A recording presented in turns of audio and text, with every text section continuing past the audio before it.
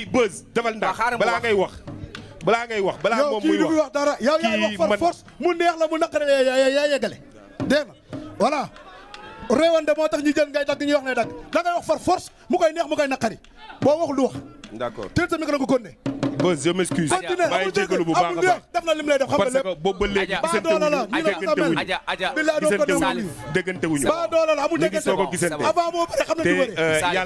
yàlla dogal na li muy dogal amul xel mu dara yàggal sa discours gaa fii dama yàggal sa discours xanaa xamoo ponkal bu rus lii lay def mag bu ñàkk jom nii lay rek mooy def lii mag bu ñàkk jom nii lay def kay ñoom ñaar ay copains lañ xamante nañu yi ñu def yëpp dañuy neexal seen lamb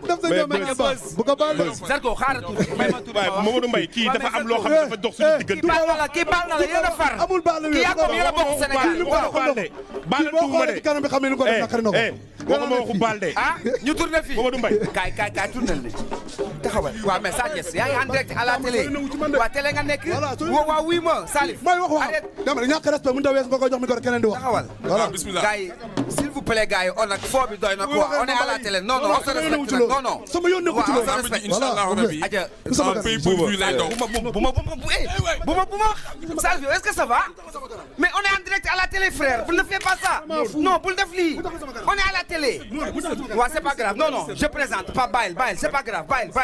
amul solo c'est pas grave c'est pas important oh je m'excuse taxawal ni Ibrahima Faye kaay bu ma jàpp si bàyyil mu set Beuz aja bismillah Faites le